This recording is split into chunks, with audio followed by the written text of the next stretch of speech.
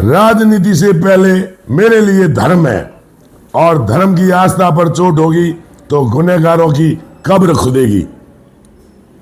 यह कहने वाले संत और महंत प्रतापपुरी का आक्रोश उबाल पर है।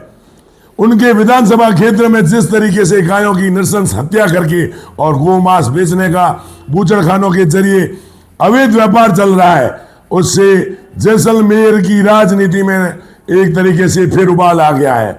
लोग छतरेल गौ हत्याकांड को अभी भूले नहीं थे, जिसमें गायों को दौड़ा दौड़ा करके बेरहमी से मारा गया था। उस हत्याकांड का परिदृश्य आज भी जैसलमेर की जनता की आंखों के पटल पर छाया हुआ है।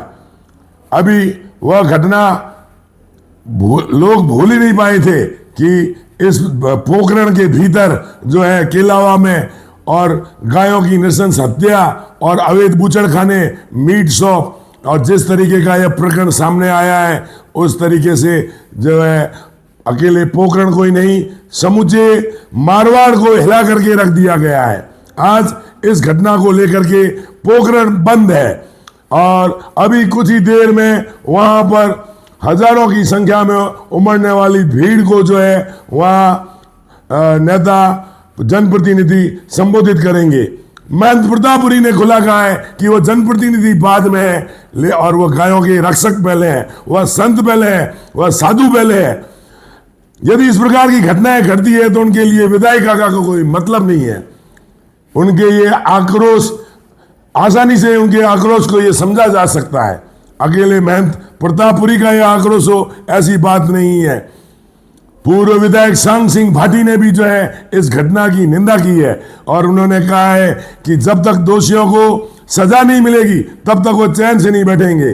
सांग सिंह के तेवर भी जो है वह एकदम परवान चढ़े हुए हैं। इनके साथ में पूर्व विधायक सैदान सिंह भाटी, उन्होंने तो बहुत पहले से ही वो बोलते आए हैं, और आज भी उन्होंने कहा कि जैसलमेर और पोखरण में जिस तरीके से वर्ग विशेष के लोग जो है उन्होंने अपना साम्राज्य जमा रखा है, और जिस प्रकार से अवैध गतिविधियों का कारोबार करते हैं, यहाँ तक कि उन्होंने मदरसों का भी नाम लेते हुए और देश के अंदर पनपने वाले आतंकवाद को भी इस प्रकरण से जोड़ दिया। बहुत कुछ खुला बोला जा रहा है, और जैसलमेर इस प्रकरण के चलते एकदम उबाल पर है, और इस पूरे घटनाक्रम को संभालना प्रशासन के लिए बहुत बड़ी चुनौती है। इस प्रकरण में आज जब पोखरण को बंद रखा गया है और तमाम संगठनों ने इस बंद को समर्थन दिया है, जनप्रतिनिधि पहुंच रहे हैं और अन्य नेता पहुंच रहे हैं, हिंदू संगठन के नेता पोखरण पहुंच रहे हैं। हिंदू संगठन के नेताओं ने कल मीटिंग करके और जिला प्रशासन को दोषियों को गिरफ्तार करने और इस प्रकार की गतिविधियों पर अंकुश लगाने और सख्त कार्रवाई करने की चेतावनी देते हुए अपनी भले ही सरकार क्यों ना हो प्रदेश के अंदर, इस घटना में पीछे ना हटने की उन्होंने कसम खा ली है।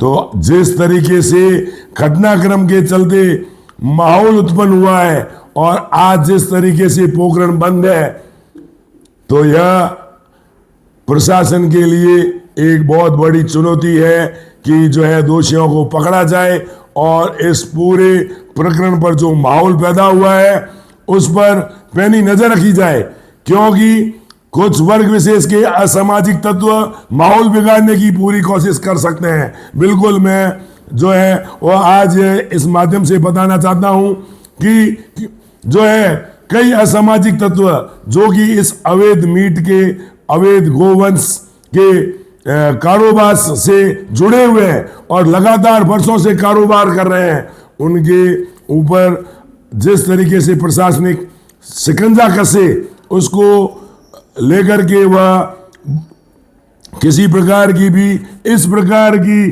असामाजिक गतिविधियों को अंजाम दे सकते हैं, ताकि नया मोड़ आ जाए और वह खुद एक तरफ हो जाए। क्योंकि हम पिछली कई घटनाओं को इस तरीके से देख चुके हैं। राजनीति को जो है एक तरफ रख दिया गया है और जो है धर्म को ऊपर रखा जा रहा है। गौ माता की हत्याओं को लेकर के जनप्रतिनिधियों में आक्रोश है, चाहे सांग सिंह भाटी हो, चाहे शैतान सिंह भाटी हो और चाहे संत और महंत प्रतापपुरी क्यों न हो, इन्होंने बिल्कुल यह कहा है कि भले सरकार हमारी है, डबल इंजन की सरकार है, उसका उपयोग हम इन लोगों के खिलाफ करेंगे जो ऐसे लोग इस प्रकरणों में जो है लिप्त हैं। लेकिन राजनीति से पहले जो है हम धर्म को ऊपर रखेंगे, हम गाय माता को ऊपर रखेंगे। उनका जो है यह उनका यह तथ्य, उनकी यह बात जो है वह बिल्कुल सरकार के लिए एक संदेश देती हुई नजर आ रही है कि सरकार को सक्रिय होकर के और यहां पर चलने वाली अवैध गतिविधियों पर जल्द ही अंकुश लगाना होगा, वरना यहां का माहौल बिगड़ने में जो है देर नहीं लगेगी। हम इन जनप्रतिनिधियों के तेवर से देख करके ही शायद अंदाजा लगा सकते हैं कि आने वाले दिनों में यहाँ का माहौल कैसा होगा। हम जा रहे हैं अभी पोखरण की तरफ और वहाँ पल पल की घटनाओं को आप तक पहुँचाएंगे। तब तक आप इंतजार कीजिए और देखिए प्रशासन क्या कर रहा है, जनप्रतिनिधि क्या कर रहे हैं, हिंदू संगठन क्या कर रहे हैं, जनता क्या करने जा रही है। इन सब पर हमारी पैनी नजर रहेगी। तब तक अनुमति दीजिए। जय हिंद, जय भारत।